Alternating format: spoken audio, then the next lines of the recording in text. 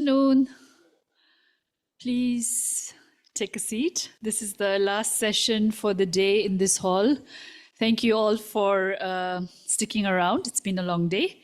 And in this session, we will be discussing the role of biodiversity and nature in energy infrastructure projects, a very important topic. And since time is limited, maybe we can already get on with the event. And I would like to invite Ms. Cindy Tianko, the Director of Energy Sector, to give the welcome remarks.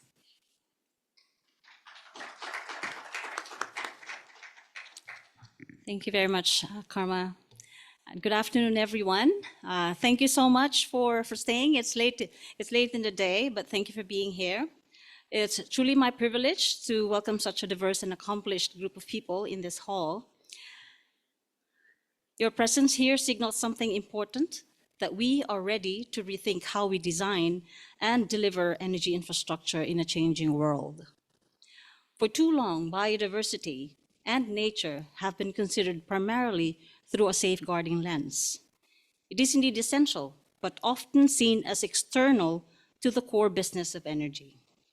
Today, we invite you to flip that perspective because in truth, nature is not a constraint, but a solution, an asset. Nature is also not just something to protect, it is something to partner with. This workshop is built on a simple but powerful premise, that healthy ecosystems make for smarter energy infrastructure. When we design with nature, we gain more environmental credibility, we gain operational resilience, financial stability, and long-term viability. Protecting nature isn't just about meeting environmental targets. It's about ensuring project performance and long-term viability of the development investment. When we ignore nature, we pay for it. Sediment-filled hydropower reservoirs, flooding from degraded watersheds, grid failures tied to increasingly volatile climate events. These aren't abstract or theoretical environmental issues. They're real operational problems, often rooted in ecosystem degradation. What are the costs? Higher O&M expenses, shorter asset lifespans, lower economic and financial returns, and heightened risks to our communities. And yet, nature is often invisible in our planning models. Forests regulate water flow, wetlands buffer storm surges, mangroves shield coastal energy facilities. These natural systems are infrastructure's silent partners until they're lost, and their absence becomes painfully visible and felt. So what can we do differently? We can start by recognizing that nature-based solutions are not just nice to have. They are cost-effective risk management tools, whether it's upstream forest protection or upper catchment areas to stabilize flows or wetland restoration to reduce flood risks. Nature can often deliver the same services as gray infrastructure at lower cost with co-benefits to communities, biodiversity, and climate. And in today's development financing landscape, nature matters more than ever. We all are asking harder questions about environmental, social, and governance performance. Resilience is no longer optional, it's a requirement. So integrating biodiversity into energy planning can strengthen community buy-in, reduce implementation delays, and unlock access to more concessional financing.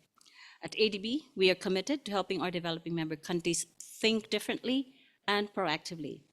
Under Strategy 2030, through our energy sector priorities and with the new operating model's emphasis on integrated cross-sector approaches, we are mainstreaming nature-smart energy planning, not as a niche, but as a strategic imperative.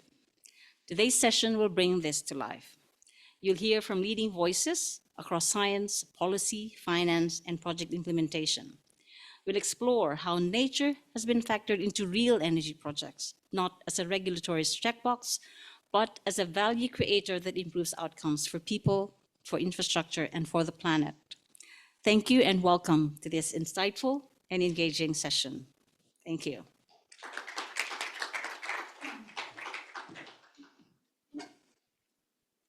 Thank you very much, Cindy, for those very inspiring and strong messages there, saying that nature is not a constraint, but a solution. And it is a strong but silent partner to infrastructure. And most importantly, that it can bring opportunities to unlock funding resources for energy infrastructure projects. And now to sort of set the stage for the discussions that we will have later in the session, we will have two presentations. The first one is from Dr. Kate Brown. She's a water ecologist from Southern Waters, and she will be presenting on the importance of nature for sustainable hydropower. So over to you, Kate.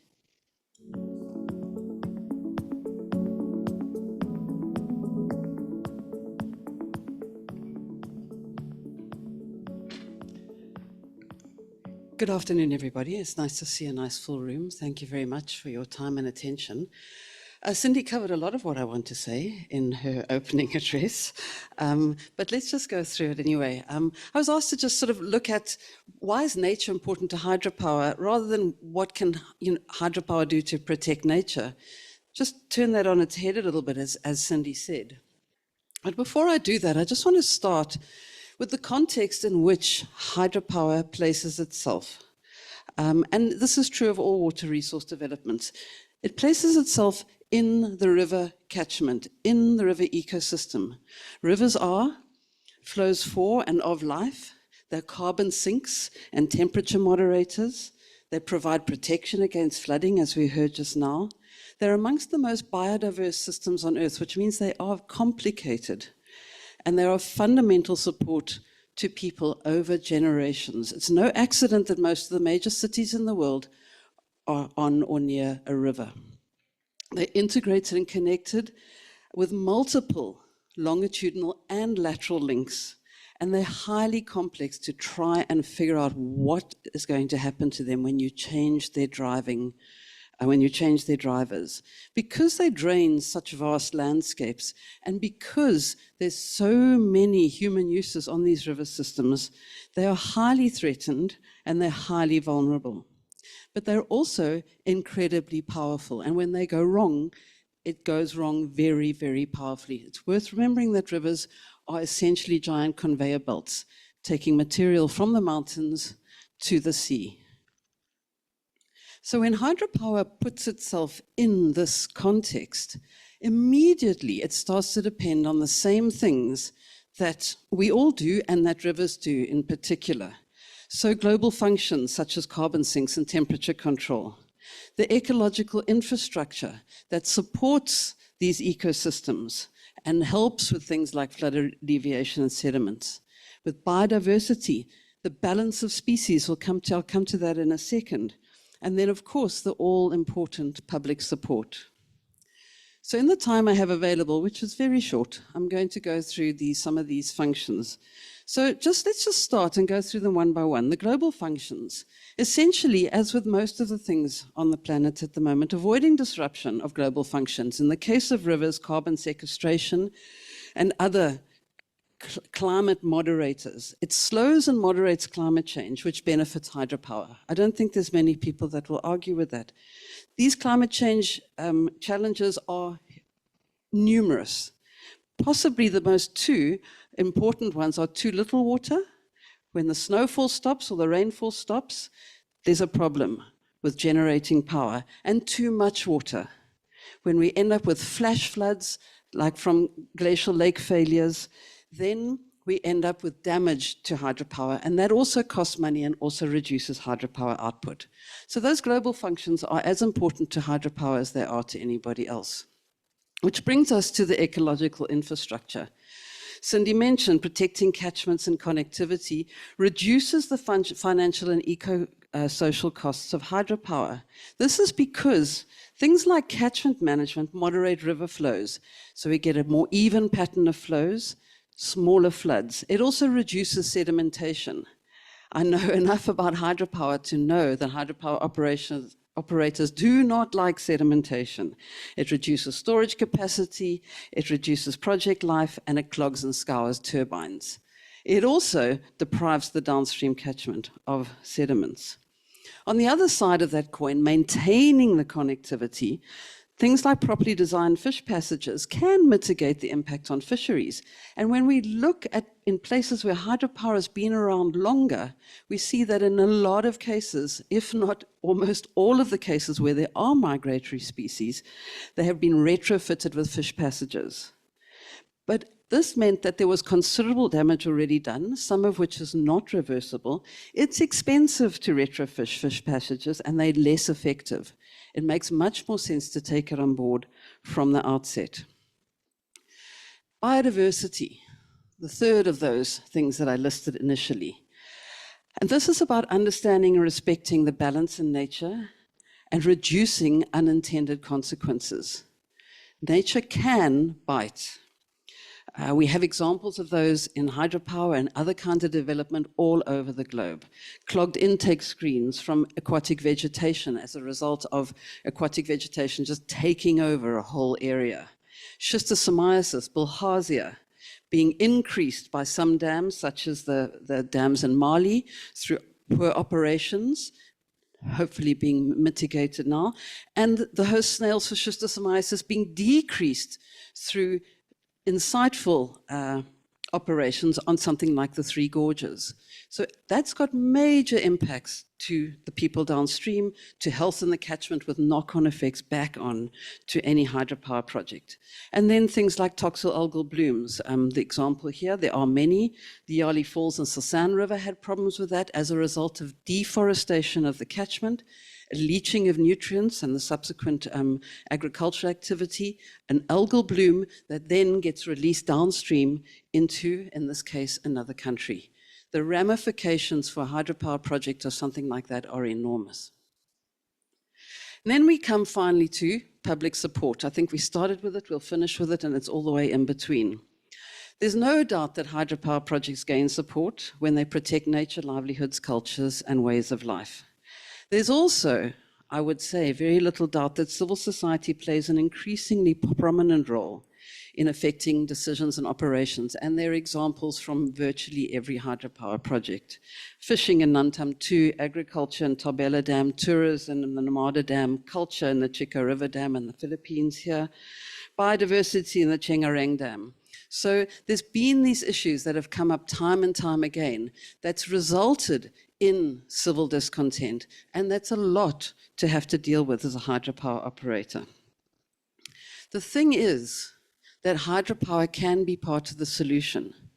Because so many of our river systems are already under pressure, this offers opportunities for hydropower to come into the picture and help protect the existing environmental services by reducing environmental impacts and then adding an additional service on top. Energy. My favorite example of this, and there's increasingly more of them, is the Gulpa hydropower project, where design was modified and operations were modified to minimize ecological disruption. Existing impacts such as poor fishing and poor mining were relocated out of the basin using resources generated by the hydropower plant, which supported park rangers and local conservation efforts, which, as a result of that, helped restore the native fish populations and boosted ecotourism based on fly fishing. It's in the Masea National Park. So a huge success story. So this is my last slide. So hydropower depends on healthy rivers. Healthy rivers don't depend on hydropower, but hydropower can help make rivers healthier. Water, nature, power, and people are linked. Protecting rivers means protecting people and energy, and sustainable practices are essential for sustainable hydropower. This starts with location, then design, then operation that takes into account nature and how it can affect hydropower. Understanding the river and its people presents more opportunities than constraints for cooperation. And success stories that are beginning to emerge show absolutely clearly that working with nature leads to better hydropower projects. Thank you very much.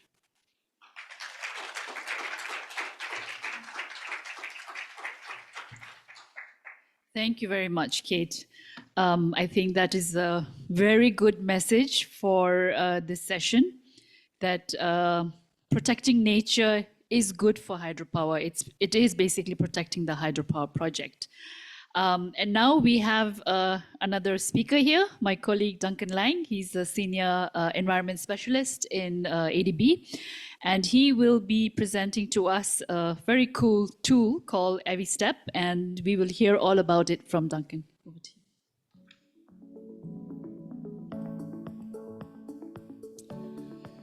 Okay, thanks everybody. So it's lovely to be here today and to talk about something that I've spent a lot of time and energy putting into this over the years. And in fact, we launched AviStep originally back in 2022 at ACEF. So I can say a big thanks to ACEF, who's always given a platform to talk about this tool. So if I can move on, if I can get the right way. So in terms of where we are and what we do with energy, we are clearly wanting to transition to renewable energy. We have these big targets around the 100 billion by 2030, and 66 billion of that we want to see in climate mitigation there. So wind and solar are very much at the center of what we're trying to achieve. But in the context of where we work and how we operate, we often see a situation where it's very hard to get these projects coming in. And you get a situation where a government will allocate a block for development, but that is not really thought through that well, so it can have a lot of environmental impacts. And you often get a situation where you get perverse incentives to do things quickly, power purchase agreements where you get maybe a couple of years where you've got to get the approval of the project and then you've got to build the whole thing within only 2 years. And if you don't do that, then the amount of money you get for your plant is much less. So it really, this all means that people want to do things quickly. And so trying to find ways that you can better do that is very much key. So when we're transitioning to renewable energy, one of the things that people don't realize is how space intensive they are. And if you can see from the picture there, we've got our nuclear and natural gas plants, and then you've got it compared to the same amount for a wind area there to generate the same amount of energy. You can see the amount of land that is needed, and it's huge. So this obviously causes issues with land there. And I think the key thing to say is, though, that if we site renewable energy poorly, it actually could do the exact opposite of what we're trying to do. If you put all your renewable energy in the place that it's windiest or it's sunniest, you actually could perversely release a huge amount of GHG emissions by the released carbon from doing that. And this paper is a real seminal work in that space. And the other thing is, when you're doing these, if you put them in the wrong places, you can also affect these very important species, biodiversity here. I think most of our folks who've been operating or doing projects in India will know about the great Indian bustard and the terrible story about that bird. That bird could be the first bird to go extinct by actually trying to implement renewable energy projects, because they are very susceptible to flying into power lines, and the power lines are being put in there to actually try and put in the solar parks and the wind farms. So that would be terrible when you're trying to address climate change and you actually end up killing off one of the birds there. And these other two as well, like the Lear's macaw, that one in South America, sometimes you get sites where you think there's not much there, but in actual fact there are these animals that are very important there. And if you just pick those places that are windy or sunny, you can affect these species. And I think there's one thing that is clear, and it's becoming clearer as well, is that there is room in our increasingly urbanized landscape to put renewables in that environment and not to affect these natural habitat areas as well.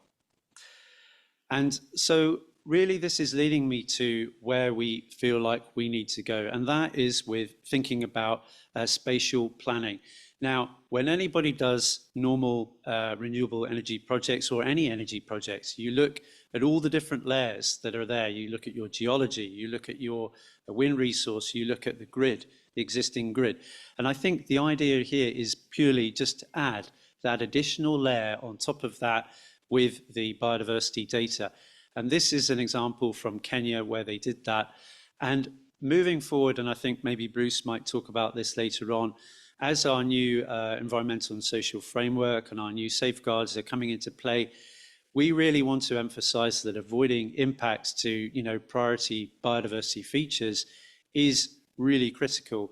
And I think the other thing linking to that is doing a proper alternatives assessment. And I think using spatial planning, you can do that, and you can do it really from the outset. So this leads me to our tool. I've given you all the background, and I think one of the things that ADB, ourselves, and actually our NGO partner here, BirdLife International, what we wanted to try and achieve here is we didn't want to be the, no, you can't do this, no, you can't do that. We wanted to try and provide a solution. So AviStep is the solution that we came up with to try and do this spatial planning. And what that does is it uses a number of very important background data that's been examined on the actual species of birds there, how they interact with energy infrastructure. So vultures, for example, they only look down. So they can't look to the side of them because they have hooded brows, because they live in places like Africa and South Asia where it's very sunny. So they don't want to have sun coming in like that. But when you have a wind turbine coming over like that, they just don't see it. So they're very susceptible. So all of that type of information has been factored in to trying to work out what is the risks there for these different species. The tool has been developed covering wind energy, onshore and offshore. It's also doing power transmission and distribution and solar. So far, the tool, we've got 8 countries that are included in it, and it's open access. So you could look at it today and go and have a look at it. So what does it look like in actual fact? So this is me just taking some downloads of what you might be looking at if you went onto the website there. We've got the 8 countries that are currently covered. And when ADB started this project, we covered the top 4 there. But then additional financing came in from KfW's DEG Impulse, and they covered the other 4. So another 2 ADB countries got covered, which is fantastic. There's a manual, there's an additional supplementary information, which gives you all the technical details if you're interested in that. And I think it's perhaps useful to just dwell on the picture we've got for you here. So what we've got there is you've got clickers that you can turn on and off of what you're looking at. And you can see there, you click on what is the wind resource. So in this context, they used good practice for wind energy development. And so all of the areas that are not good for wind energy get knocked off. And that means that you just get left there with the areas that are viable for wind energy development. And as you can see, we've got India there. About 60% of the country is low or moderate impact. So pretty good from a perspective of energy development. And only, I have to look on here, I can't read it from there. My eyesight's too bad now. 18% is very high. And, I think we know some of these areas, the Thal Desert there, where you've got your great Indian bustards. So I think it's really useful tool when you're thinking about doing your energy planning. And one of the things that we've tried to do with this is give this tool, these traffic light maps, as I call them, to the different governments that are with these countries. And Vietnam is a good example because they've actually integrated the offshore map into their marine spatial planning there. So I think moving forward, I think that's a recommendation we would say for any country, that you could do that, because it's just a layer and you can use it with all the other layers. And then it can help you. So where we've been doing this, it fits in with our broader goal of supporting our developing member countries in delivering on their international agreements. And ADB actually became a member of the Convention for Migratory Species Energy Task Force. And if you're interested, We've got the QR code there. They are always looking for governments to become partners of that. We also, along with a number of other MDBs like IFC, EBRD, are actually members of that. And we all work together to look at good practice. So there's a wealth of information. So anybody here who's developing energy projects, any government that is interested in trying to make sure those are done correctly, there's a heck of a lot of information on that site. And if you want to engage with them, they can also help you as well. And so I just wanted to finish off here by a few key takeaways. And I think one of the things I really wanted to say here was that good spatial planning can really help you reduce your risks. It identifies areas of high energy potential and low sensitivity. And what does that do? Well, it means you get easier access to lender financing like us, and you can get your project approved quicker. So that is only good from a making money perspective and you know, trying to get the energy on the grid for all the people. So I think, you know, those are really, really important. And, you know, as we're looking to, you know, make sure under the new safeguard policy that we're really looking at alternatives, using spatial planning tools can really help with that. And we just had a great piece of news yesterday that we have just had the signing from BirdLife to extend AviStep now to another 4 countries. So we will have, in the coming years, we will have Bangladesh, Cambodia, Indonesia, and the Philippines covered. And what we're hoping to do with those is, again, we'll get that traffic light map, and that map will then go into the government's planning portals, and then they can use that along with all the other layers as well. So I will stop there. Thank you very much.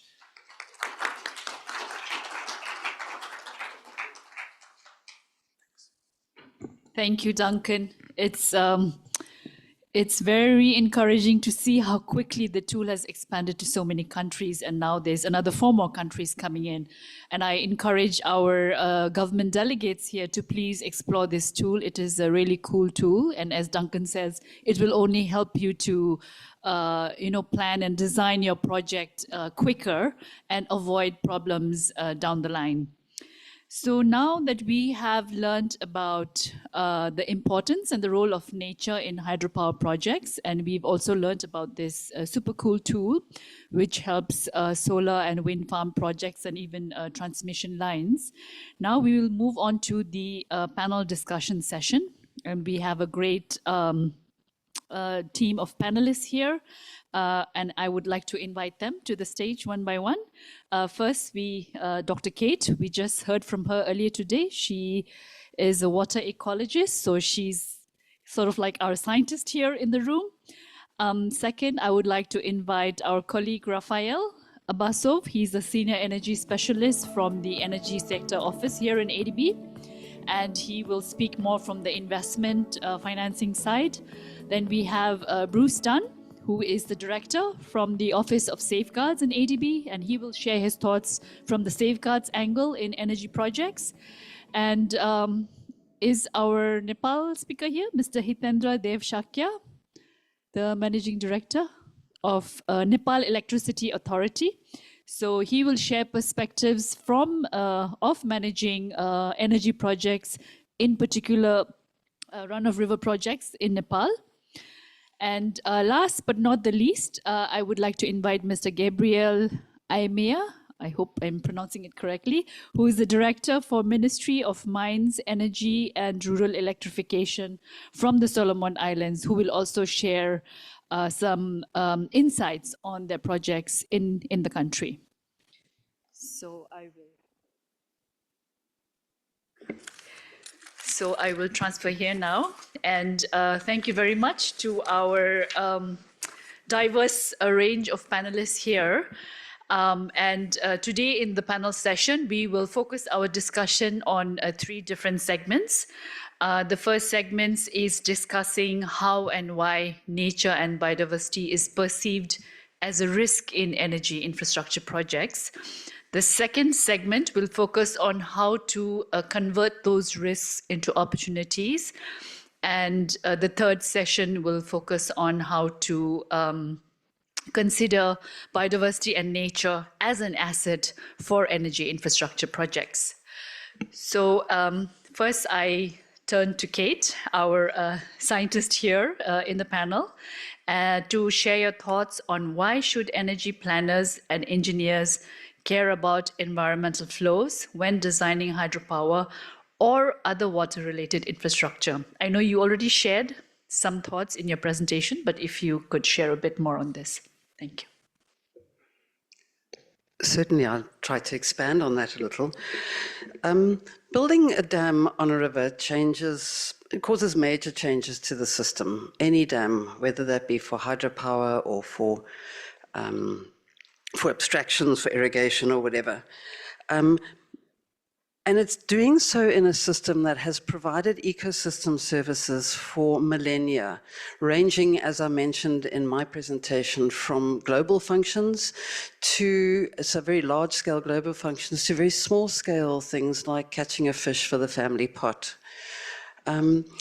Things like environmental flows and some of the other tools that are available, but particularly in the case of rivers, environmental flows, which studies what happens to a river when you change the flow of water, sediment, and biota, and what changes are the most important and how can you reduce those impacts.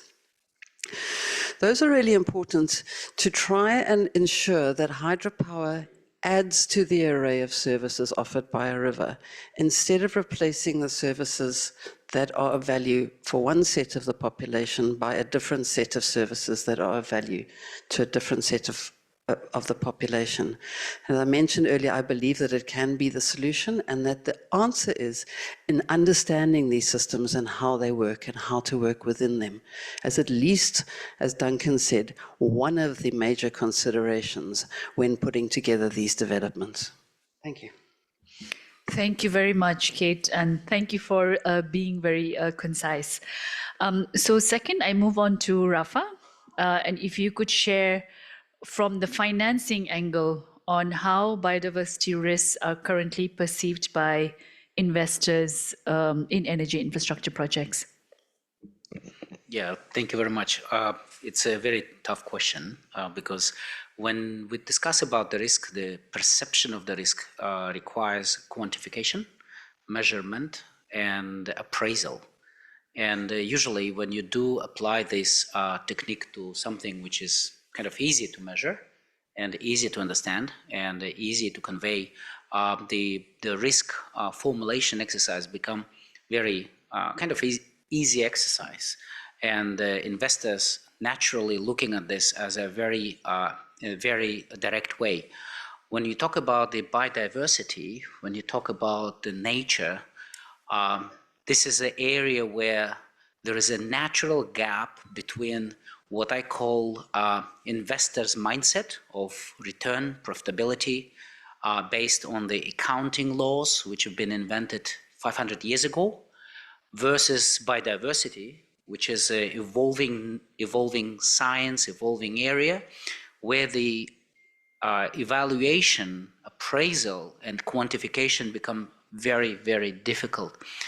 And it requires a lot of important steps in understanding the context, understanding the environment, understanding the stakeholders, understanding the legislation, understanding the standards. So this is where the investor's appetite becomes less and less in the projects naturally seen as a high biodiversity risk, not because investors are not interested in the projects, but simply because the appreciation of the risks and rewards is more complex.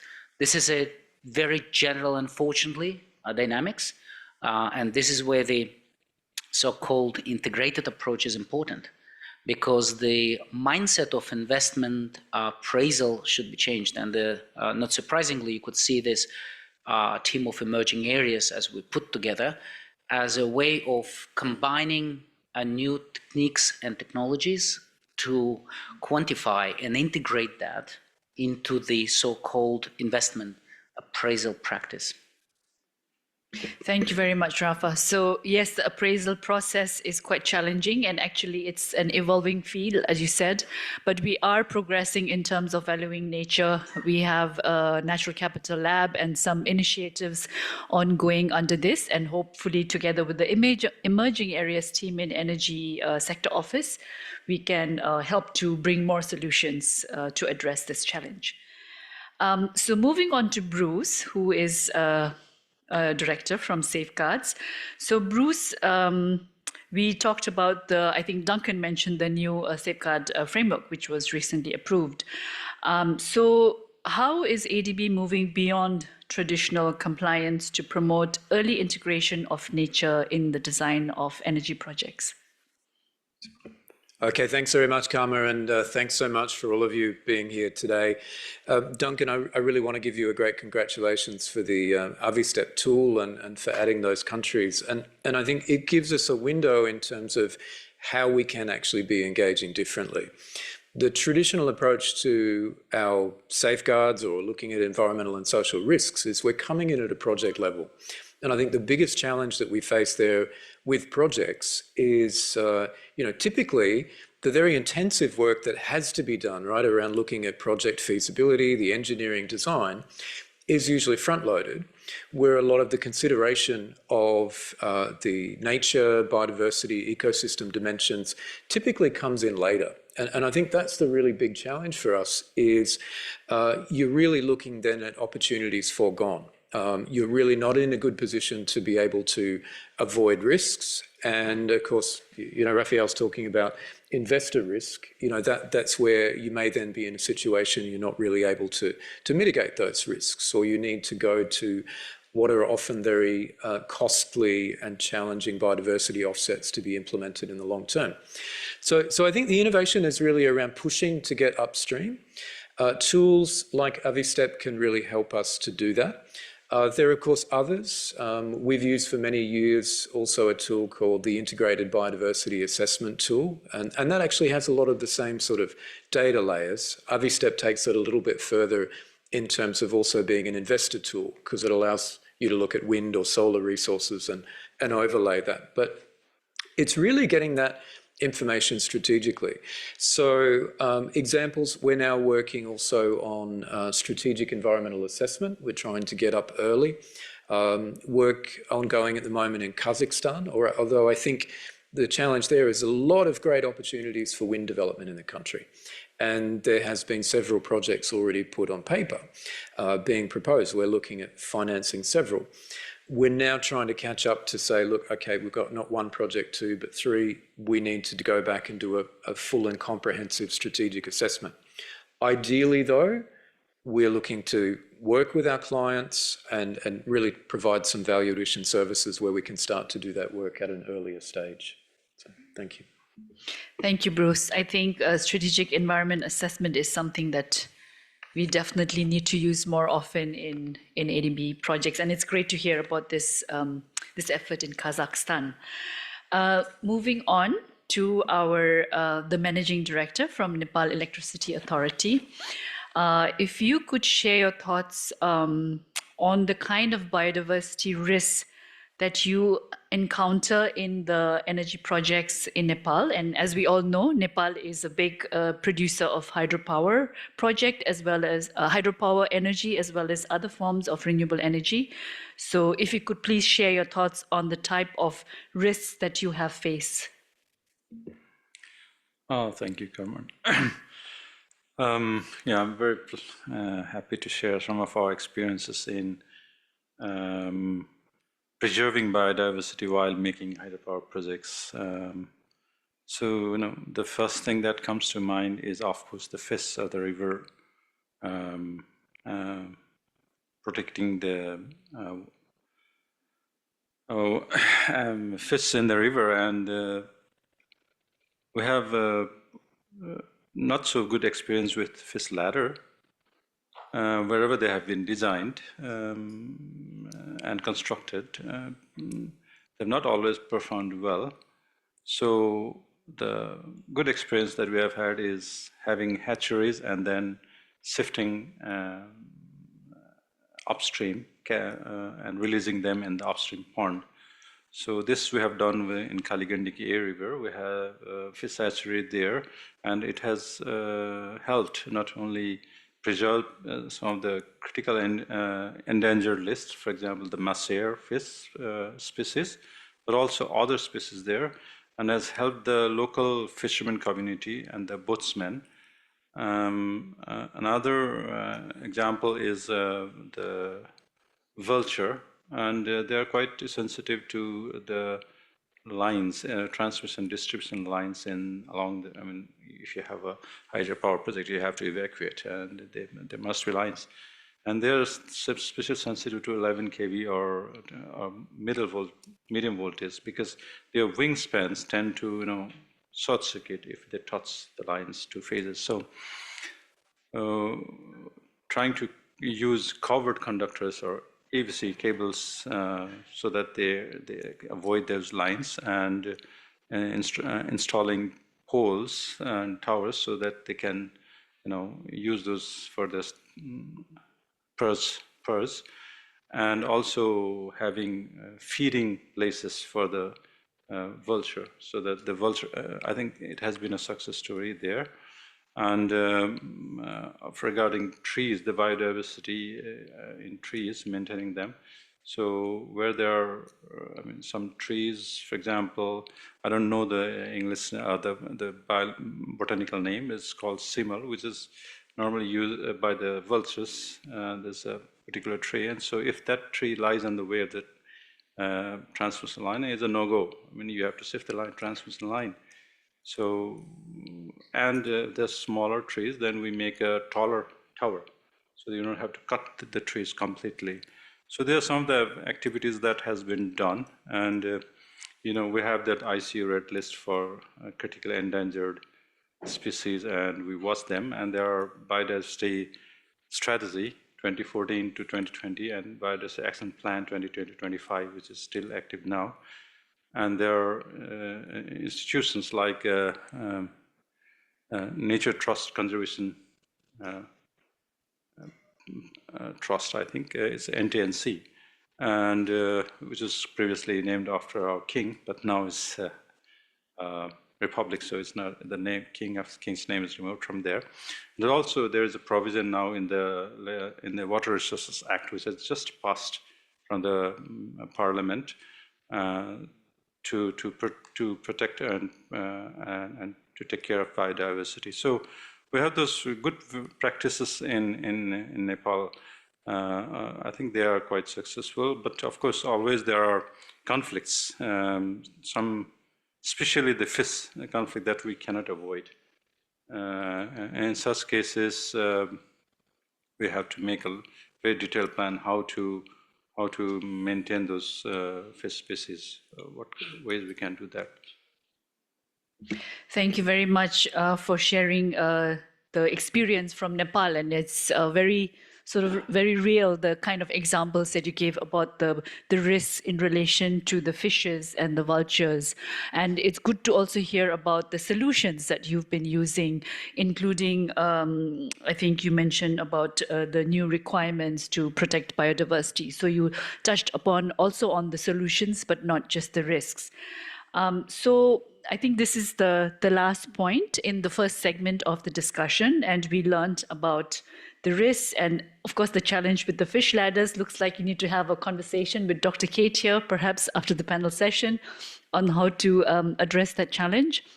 And we also learned about risks in relation to the design of projects, in the need for data, and also the upstream planning. So moving on, now we move to the second segment, where we are going to be discussing how to translate some of these risks into opportunities. And I would like to first start by asking Mr. Gabriel to share your experience and what your government learned from the Tina River hydropower project about managing biodiversity risks and working with communities. Thank you, moderator, for the question. The Tina River hydro power project in Solomon Islands has offered several key lessons in managing biodiversity risks and engaging with the communities. As one of the country's largest infrastructure in terms of renewable energy, it has become a benchmark for environment and social performance. In terms of community engagement, early and inclusive stakeholder engagement is critical. And this early inclusive engagement must be consistent and must be culturally appropriate with the land-owning tribes. As in our country, most of the land are owned by tribes. So the project initiates free and informed consent process, resulting in the formal agreements with all impacted landowners. On to that also, in terms of the community engagement, the government also derived a community benefit share mechanism for all the landowners that are affected by the project. So we create the Tia Core Land Company that shares the lease that are paid through from the off-takers are shared with the core landowners. In terms of that also, there are several projects that are implemented in these core land communities, such as water supply and solar to electrify some of their homes. In terms of biodiversity risks, the government, through its Ministry of Environment, enforces that the social impact and environment assessment must be done to identify risk in terms of biodiversity and also to mitigate the risks that this could affect by the hydro. And this is done through the government establishing a project office that manages all these ESMPs. So that is the lessons learned from Tina Hydro. Thank you. Thank you very much. Moving on to back to Dr. Kate. If you could talk about how science-based tools support decision-making around environmental flow regimes.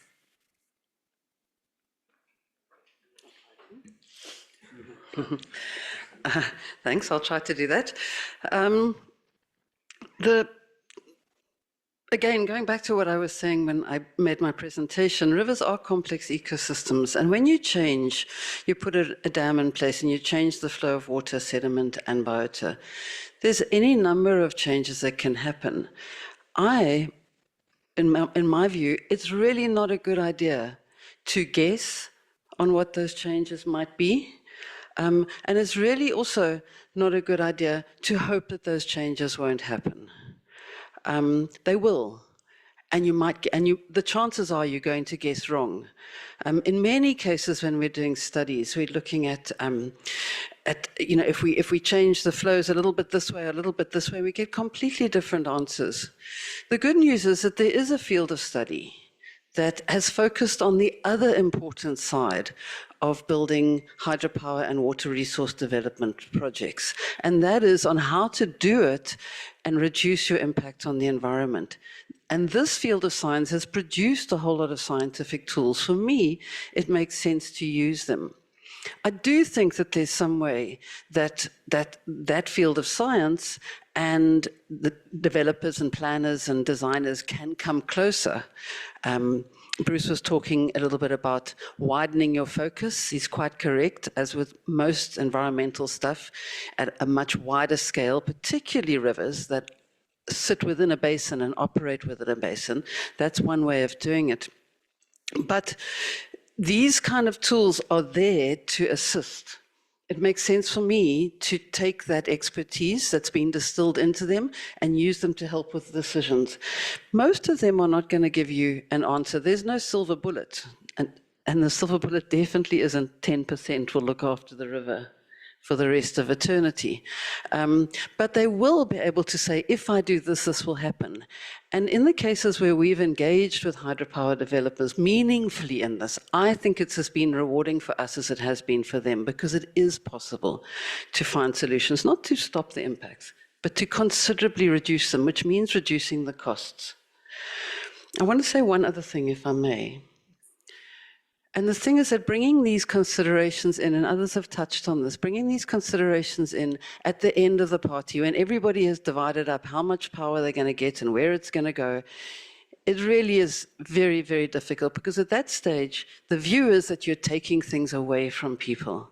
Whereas in fact, what is happening with water resource development is that they are the new kids on the block coming into a very ancient system. And that system is willing to share.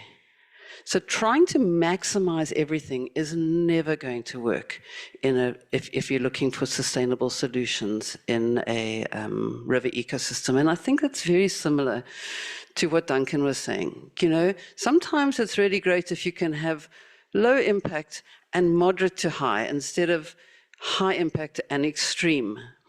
And when I was planning for this answer, I went through a whole lot of analogies in my head. I'm not going to go through them now, because I thought, oh, let's not go that far. But it needs to become an earlier, and it needs to be a two-way street.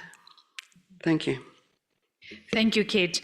I think that's a very important point to kind of, there's no silver bullet, but try to hit the middle ground in some ways. And it's very encouraging to learn that actually there are several tools which can help better design projects. And then Bruce, if I could move on to you, and if you could share your thoughts on how partnerships, especially with conservation groups, help to make safeguards more effective in energy projects. Great. Okay, thanks very much, Kama. Kama, if I can also just take a moment, you've mentioned a couple of times earlier about a new environmental and social framework. I'll just make a quick plug for that. So we went to our board last year and approved a new environmental and social framework, very much aligned with World Bank, IFC and other development partners, because we're very much focused on, I'd say, two things. Looking at international good practices, but also trying to align across the international community and across MDBs to really work together as a system and try and simplify. And you can find out some more information. These little cards, they're available at the back of the room, and it's also got a QR code there that'll take you to the new policy. Which includes an updated standard on biodiversity. So there's more details there. But, you know, coming to partnerships, so, I mean, the first thing that I sort of feel sitting up here at this table is the partnerships that are here. We're working with Nepal, we're working with Solomon Islands, and, you know, many areas that we're trying to bring, you know, new insights and expertise. You know, in Nepal at the moment, obviously it's very challenging when you're looking at one river system that's going to have impacts where you've got species that are across many different rivers, the Golden Marcia, for example. So we're working together in one project in the Dunkoshi River system, but we're trying to look at how do we manage biodiversity conservation across the country to protect that species and others. So, you know, that's a wider partnership that we need to look at beyond one individual project.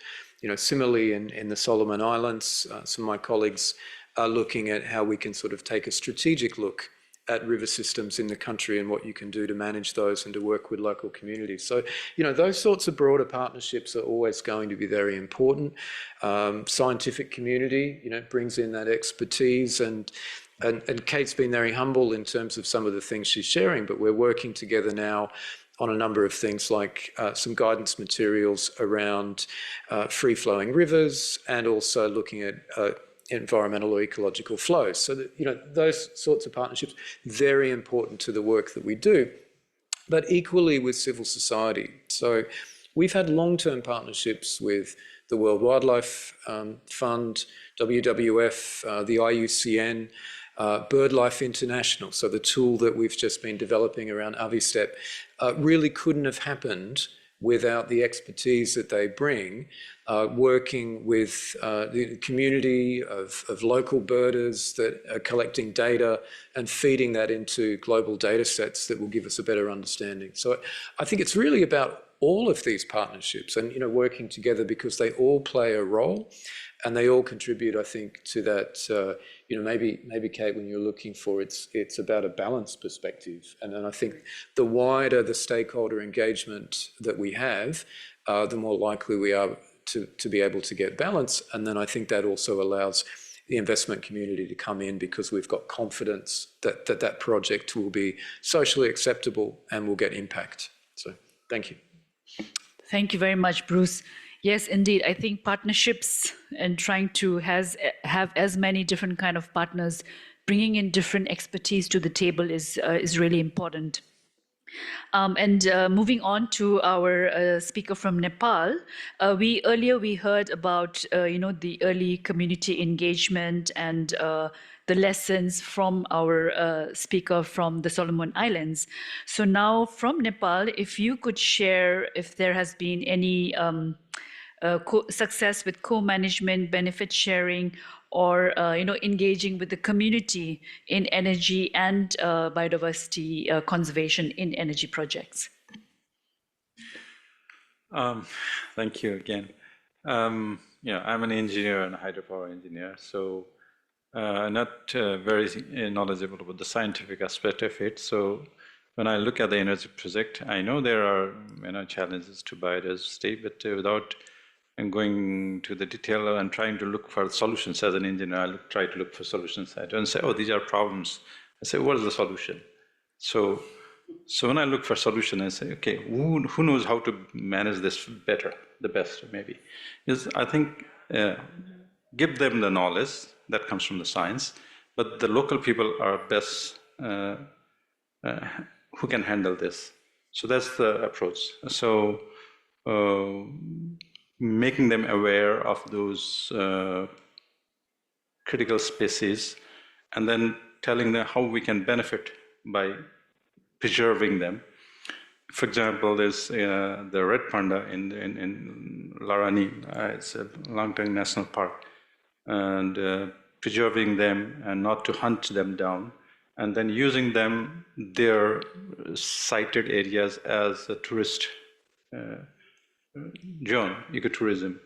And so that kind of using the local people in the buffer zones, first making them aware. Of course, they know they have been living together with the nature, but still they might sometimes not know. For example, the pangolin, they get hunted not for their own, but for some trading in regions here, Southeast Asia and China and other for medicinal purposes. So instead of trading them for the short casts in short term, preserving them brings better economical opportunities in future. So that tells us we have to not only rely on their own historical knowledge, but also give some information from outside. Talking about our experience, and I've already told about Kaligandaki River, where the ecosystem upstream of the river has improved. Not all the species, but some of them. And in Kulikhani one reservoir, where it used to be a very small stream, we made a reservoir in there, and the fish hatchery was introduced first. Now it has become a big business, and then there are other tourism. They started with fish, and then it went to boat, and now it became a tourist hotspot. So the local people are quite excited about this project now, where it was none in the beginning. So these are some of the examples where we can see that it doesn't have to be loss and win. It can be a win-win. Thank you. I think that's a great story, and that's a very good example of showing how you can engage with local communities in a productive manner and maximize opportunities for improving the ownership for biodiversity protection within the local community, but in a manner where they also benefit, economically. So I think that's a great example. And I think that's a great way to close this segment on converting risks into opportunities. And now I think we move on to the last segment, where we are going to talk about how we can make biodiversity and nature as a strategic asset for financing sustainability. And now over to you, Rafa, if you can share your thoughts on I know you are a mission leader and you process projects. So why should biodiversity and nature be considered core for energy project finance? Thank you very much. Actually, it's funny. I just had a recently job interview, and there was somebody asked me, "Could you put the definition of sustainability?" And it was a very interesting conversation on that. By background, I'm finance, so when I look at the project, I look at that in terms of two things. One, what we are creating as an asset, and how much it's going to generate profit. And the definition of these two are quite important. From finance perspective, we are looking not only sustainability in terms of those conventional parameters of the asset and the profit, but we also look at in terms of the compliance risks and how this asset is going to be sustainable over time, being complied with standards, being complied with expectations. There is one more element I would like to complement when there was a discussion about the partnership. I think the partnership generate profit. And this is very important because any asset we create or finance, it doesn't happen in vacuum. It happens in the communities. And this is where you translate the opportunity of communities into the opportunity for the project, and project as opportunity for communities. Creating biodiversity, and as a project leader for, we used to work on the Tina River extensively with my colleague Francesca, who is in this room. We had a very lengthy conversation how to look at the particular aspects from project perspective, because each of us had own opinion in terms of compliance. But when it comes to the project conceptualization and the project design, when you put these things, very critical to have a proper translation of those into the financial benefits, economic benefits, and be able to demonstrate this viability over the period of time. Because unlike any assets in the world, energy assets having long life, and the measurement of that sustainability cannot be quantified or limited to 3 years, 5 years, or 10 years. And the best way to get the sustainability is make it in a harmony. And the harmony itself is a core in design of energy project, because it's not a single-facet asset. It's a multifaceted, because there are so many stakeholders involved, and that's where the partnerships are quite important, contributing. Thanks. Thank you, Rafa. I think, I don't know how you did with the job interview, but you're definitely going to design, I guess the next project you're going to process, if you apply what you just said, I mean, it's going to be a fantastic project.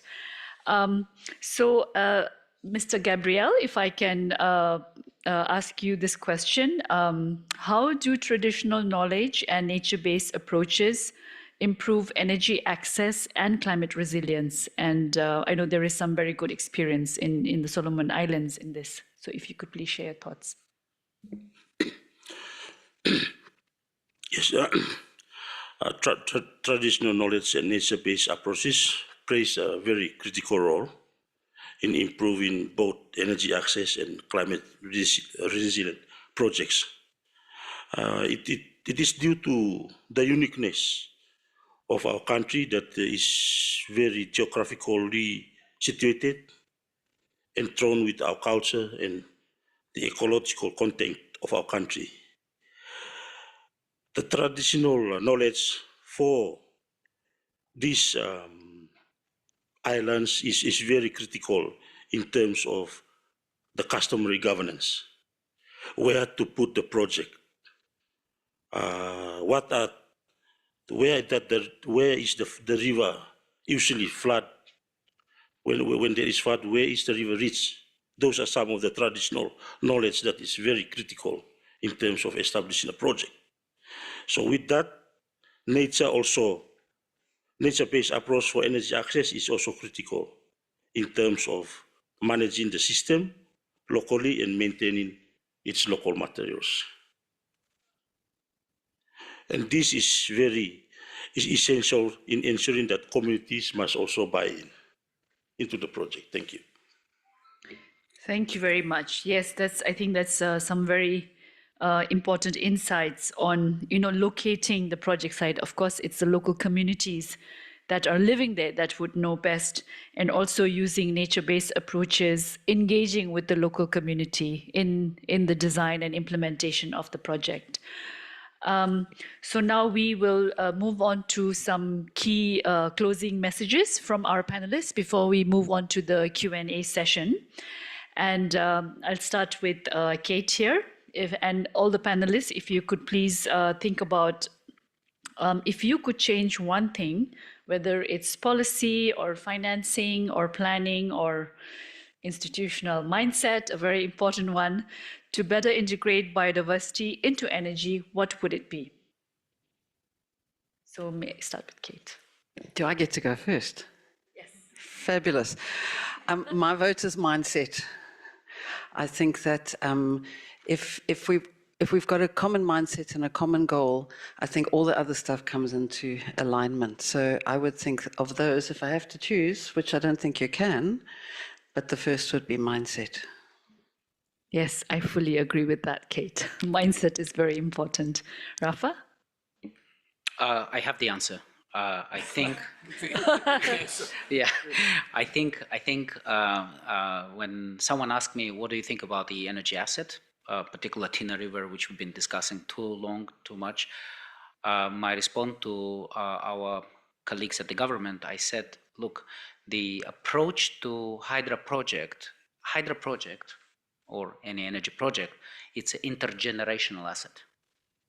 So conventional way of quantifying your risks, your profit, your analysis at the one generation level, it's very too short, and it's very ambitious, and it's very subjective. You really need to figure out the way how you recognize this asset, which you leave to your kids, to your grandkids, and treat the assessment, appraisal, and sustainability from this mindset shift, because it's intergenerational asset. It's not just for the one generation, it's for multiple generations. Average hydropower project stands more than 50 years. So, thanks. Thank you, Rafa. That's a great one. Yeah, with the mindset change and to really think about it as an intergenerational project. Bruce? It's super interesting. We've got science, finance, and we're getting quite philosophical with these big perspectives. I'm going to go there as well and also talk about mindset. So, often with the environmental and social standards or safeguards, it's often seen as this compliance-focused approach. And look, you've got to do these assessments, we've got to get it done, but let's just get it done. You're getting in the way. We need to get this project done. Can't tell you how many times I've heard that. I would like to flip it and really talk about when done well, when started early, and with the mindset in terms of how can we design this project to get the best outcomes, you can really change what you achieve. And to be honest, and this might really sound strange coming from someone who's in charge of compliance at ADB, I'm not particularly interested in compliance, honestly. I don't even like the word. Sorry, don't quote this. I want outcomes. It's really the outcomes that we need to be focused on. And we're here, obviously, at ASEF and talking about clean energy transitions. We need those transitions to clean energy, and we need them quickly. But we are not going to get there unless we really focus also on inclusion, if we look at managing biodiversity and ecosystem services, because without those, we're actually not achieving the climate targets in the end. We're actually eroding them. So these things have to go together. And so I want outcomes, but those outcomes mean that we really need to pay attention to these issues early, and that's the strategic approach as well. So thank you. Thank you, Bruce. So sticking on with mindset, and Mr. Hitendra, what do you think? I really agree with from the opinion coming from ADB. Compliance, no. Outcome, more important, and handle it at the outset. Yes. And along similar lines, my thoughts are along similar lines. I mean, when I look at Nepal map, it's now almost well known. What is critical, what is red, yellow, green, was the problem where. And when you let the one investor, one hydropower developer face that problem in a particular project, and he has invested, it has invested already in that project, and then he finds, again I'm using he and see, okay, he finds it that there is a problem now, well, it's too late. And why can't we do that? These are the problems, and these are areas you shouldn't go. And and my point is that not to let the project go so much ahead, and then find there's a problem, and you have a conflict, and then the developer wants to suppress it and go ahead anyway. And there are compliance issues later on. So you could have a big map and weigh it. Some of the conflicts, you cannot be avoided. So okay, these are cannot be avoided. We have to allow some project. It's a compromise. You need some projects. We can't just stay at what is now in Nepal 3,500 megawatt. And we can't stay at 3,500 megawatt. We need those hydropower, solar power. But there are 83,000 megawatt of hydropower theoretically, and maybe 150,000 more. There are so many options. So we don't let the developers in the trap. We should have a bigger picture and check out the high risk areas and find projects where there are less such conflicts. I think if we could do that, then this kind of compliance issues will not be there, and we'll have better outcomes. Absolutely, and I'm sure this is like music to Bruce's ears, sitting just beside you, because that is exactly what we want, to try to handle the issues at the upstream level before getting too deep into the details of the project. And finally, Mr. Gabriel, if you could share your thoughts on if there was one thing that you could change, what would you do? Thank you. I think most of the things have been shared by my colleagues. So I think for us, it's enhancing resilience and community well-being. Thank you. Yeah, that's a very important one. We should not forget our communities, and also always have the resilience in mind, especially with climate change, which none of us can escape climate change. So this is a reality, and I'm sure you face it much more on a daily basis in the Pacific countries. So thank you very much to our panelists for your key messages, and it's good to hear, I think, a very diverse range, mindset, outcome, and then also the communities. And now we have some time for Q&A from the audience. So if we have any questions, I understand that there is an option to post your question online, or you're welcome to ask the question through the mic. And if you could please briefly introduce yourself before asking the question. Thank you. Hello. Thank you very much, Anna Pivovarska, UNEC, UN Economic Commission for Europe. I have a question to ADB colleagues. To which extent your biodiversity standards are applied in Central Asian hydropower projects, Ragun, Kambarata? And if you can share some institutional mindset challenges about this region, it would be great. Thank you. Maybe we can take one more question if there is in the audience. Okay, I think this is a challenging question, and we have Bruce, we have Duncan, we have Fran, we have many, many colleagues who could answer this. Bruce, would you like to lead? And then we can also invite Duncan if you have any thoughts to share. Sure. So, look, the first thing I'll say is our policies and standards, environmental and social standards, apply wherever we work. And of course, that's the challenge. You come with a whole range of different projects.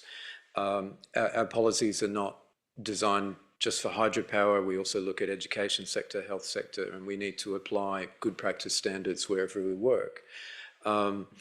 Central Asia, is no different. We're working with various different developers in our sovereign lending, where we're collaborating with governments as well as with the private sector to get the same outcomes. So for biodiversity, we're looking at, really, what are the priority biodiversity features? We're looking at natural habitats, critical habitats, riverine systems, bird ecology. I mentioned before about Kazakhstan and the wind development. That's a major challenge there, that we're looking at how do we protect migratory pathways for birds in Central Asia, because it's extremely important. So yeah, we're working there. The Ragun hydropower project, it's one that's still being considered by ADB and other financiers. We've not made final decisions about supporting it. I think one of the challenges there is that you're dealing with an existing large-scale dam that's being raised, and it's already under development. And this is always a challenge when you get involved in projects at a later stage, is what can you then do? Now, I think the approach we've been talking about in this panel is that ideally we'd be working upstream, but that's not always possible, so that we then need to take the best approaches to try and deal with those projects at the stage that we get involved. Thanks. Thank you, Bruce. Yes, Duncan, please.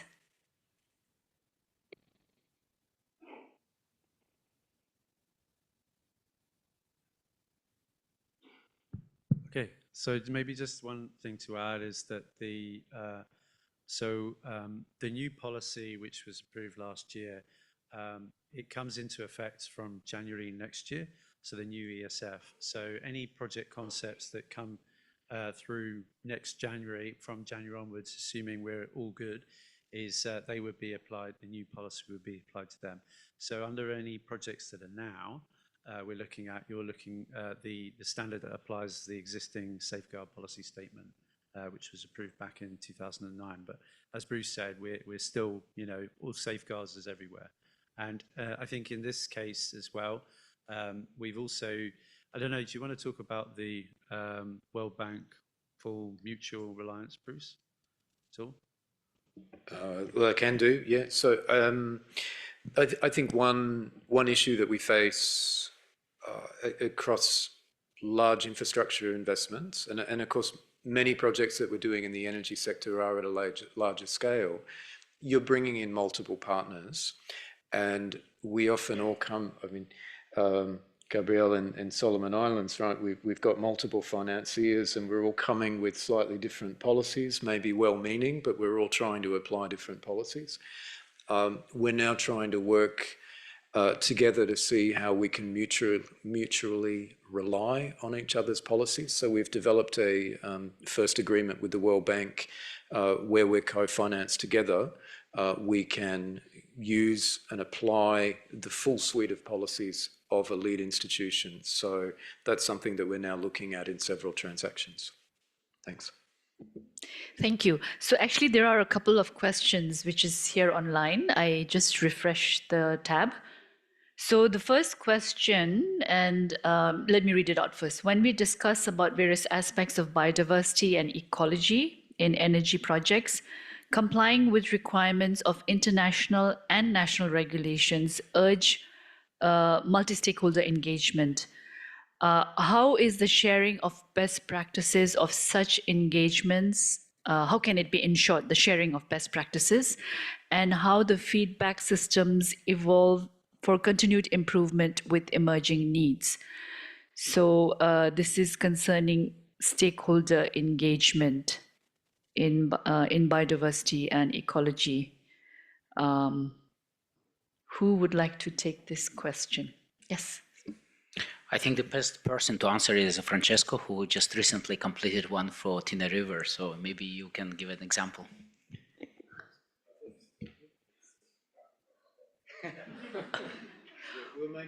Well, you're the author I'm of just- this session, so I guess we need to give you some airtime.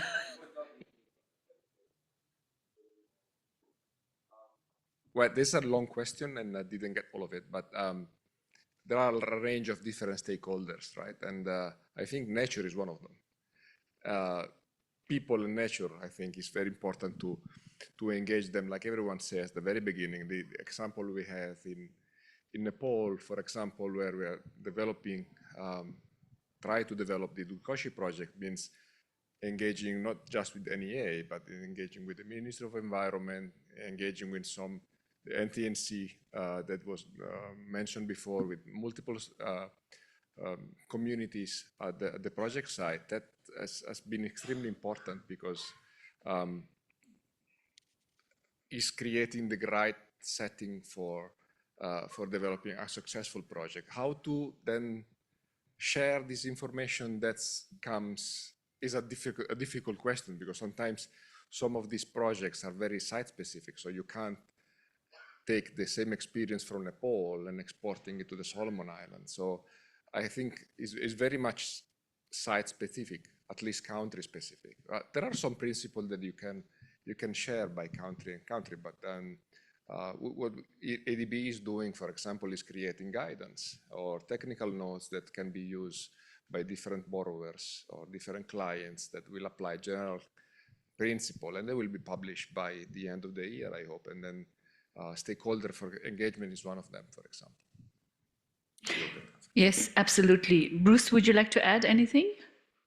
Well, only to say that, look, you know, any project really needs to look at a diverse range of stakeholders, and the best way is to think through that carefully with a stakeholder engagement plan, and see how you're really going to engage effectively. You know, different stakeholders, we will need to take different approaches. When I was in Nepal recently, we were hiking out to go and meet local community members, while at the same time we were in Kathmandu meeting with NEA and other partners. So, you know, you need to plan for that strategically, and, you know, I think that's going to take time. If I can just add to that, from coming in from the technical and the scientific side, one of the things that we've found is that the stakeholder, as Francis, is at all sorts of levels. One of the key pieces of information, particularly in Nepal, where when we've been working there, and I know the same is true for other of my colleagues, is our focus group discussions on technical issues with fishermen, for example, with sediment miners. Because those are the people, in the absence of empirical data on a lot of those systems, those are the people that are able to tell us what is there now, when do you have it there, how do these things react to change, that allows us to start building a picture of how a particular river basin might react. And importantly, increasingly what they help us do is figure out how we got to where we are now, pre-project. So none of these systems that we've been working in are pristine. They've all got some kind of impacts, and allowing us, working with the locals, to trace those impacts back and say, okay, well, they started around about the 1940s or the 1960s, and this is what drove it, and this is when it changed. That kind of information is completely invaluable on a technical sense, right at the start of a project. Of bringing in indigenous knowledge, people that are actually there, know, and been there, seen what happened. Yes, thank you, Kate. So actually, the last part of the question is how the feedback the system evolves for continued improvement with emerging needs. So kind of looking back, but constantly changing our approach in stakeholder engagement. There is another question, which is touching on what you just mentioned, Kate, is how indigenous knowledge and practices are being considered in approaches to manage biodiversity and ecology. And how do we ensure the engagement of local and indigenous people in projects? Would you like to take it up, or even our two? I can't take it on very far, other than to stress again the importance of that and say that sometimes that is quite tricky, because what it requires is an expertise in how to approach people, which people with scientific expertise don't necessarily have. But it is something that is increasingly becoming an important part of data gathering, for want of a better word. So, because that's actually where the real information lies. So that's really what I wanted to add to that. I'm sure somebody else could add better. Yes. One aspect also has to be taken care of particularly in Nepal, and I think it's true in many parts of the world. There's a lot of migration is happening, with or without the hydropower project. I mean, there are a lot of migrations happening, and the hills and especially the remote areas are getting empty, depopulated, and these projects, hydropower projects, just one of the positive impacts is that they are keeping those people there. If, for example, okay, let's not talk about Dudh Kosi first. There's some micro hydropower projects in the remote areas, and they are getting shut down because we don't have linkage with the grid. So if we can provide the link to the grid and evacuate their power, purchase their power, and so that the project is sustained, then there is a certain families which will be staying there in the village, and that also helps the economy, local economy. My point is that when you make the hydropower projects like Dudh Kosi, and there are villages where you can support the livelihood of the people around there. Those people, the original, or not aboriginal, but very, what do you call, people who have been living there for long, yeah, and they have their knowledge of the animals and plants and all the species. If you can support them to live there, I think that's already a good thing. If you can stop the migration, outward migration, that's already a good thing. So we should think of ways to not replace them completely, move from where they were staying. When you have a reservoir, then yeah, they will be relocated. So to keep them nearby and to support their,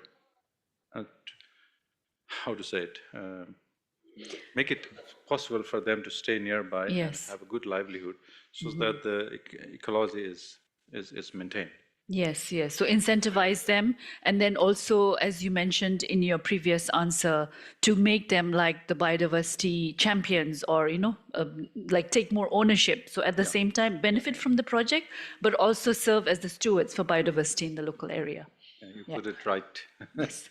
So I know we are running short on time, but there is one a bit controversial question. I'm not sure who asked this. Because of the volume of impact, as well as emerging and evolving environmental and social safeguard requirements. I'm sorry, Bruce, there's a lot of attention on safeguards here. Evolving environmental and social safeguard requirements for large infrastructure, isn't it time to prioritize smaller infrastructure over larger infrastructure? Maybe I will invite our two government delegates, actually, because you are the ones that, are demanding the infrastructure. What do you think? I'm not. I'm a proponent of small is beautiful, but Yeah, I think in terms of the size of infrastructure, it depends very much on the need and the demand for the infrastructure within any dedicated location. Yes, absolutely. It should match the demands. Bruce? Yeah, absolutely. I think we need to look beyond the big infrastructure. It often gets, like from an environment and social perspective, it gets more attention because of the complexity, higher risks, maybe also high financial returns for large projects. But of course, now we're seeing the costs of more decentralized wind and solar coming down. We're seeing more options for battery storage coming in. Still complexities, obviously, in the market. Many of you probably know more than I do in that side. But yeah, we need to give attention to those projects as well for finance and also for management systems. You have the final word, Kate. Oh, Lordy, do I? I'd just like to caution that just big is not necessarily bad and small is not necessarily good. It comes down, it's like real estate, right? And I'm talking rivers now and water resources. It's location, location, location. And then design and operation. And size really isn't a driving factor. Some time ago, when we started working with the banks originally, some time ago, it's probably 30 years ago now, it flies, big hydropower projects were in terms of how much energy they could produce. And there still are to a certain extent. And small ones can produce little energy and big ones. But if you're putting a small one on a small river, it's a big one for that river. So, it's not, I think it's important to get involved with the nuances and look at the options. Absolutely. And I think ultimately it's really depend on what is demanded, what is suitable in the context, as Mr. Gabriel said, in the context of what is needed in the particular country or city. So, yeah. But definitely, of course, it will be more complex and challenging in terms of safeguards for larger infrastructure projects. But as we discussed, there are now more tools. We learned about the IVSTEP tool, and there is more scientific models. There is more information and data with the improving digital technology. So there is a lot of opportunities actually to, at the same time, which will help to bring solutions to design the projects more efficiently.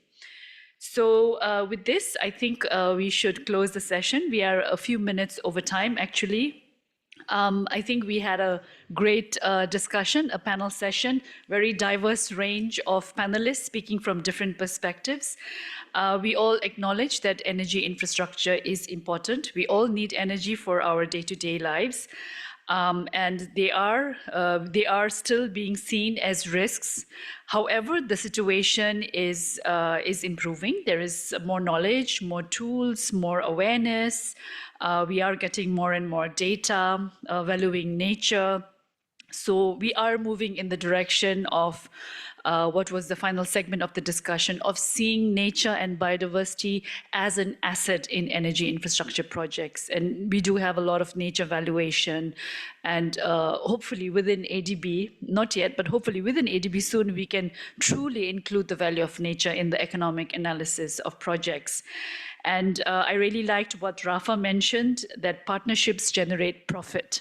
I think that's a very important message, especially from the financing and investment angle. And in the key messages and takeaways from a panelist, I think most of you mentioned that the mindset change is important.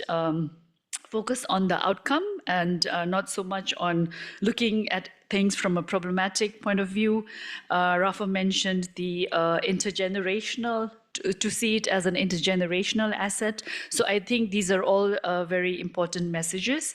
And this was a really interesting and enlightening conversation. I hope the audience got a few key important messages that you can take home with you and possibly apply in your projects, in your countries. And I would really like to thank all our excellent panelists and speakers, Duncan. And thank you, Cindy, for your very inspiring welcome remarks.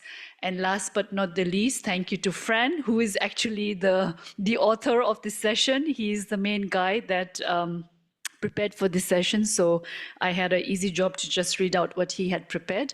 And thank you to all the audience for staying around. This is the last session, and it's been a long day. And thank you to the organizers, the support team who helped to put together this session.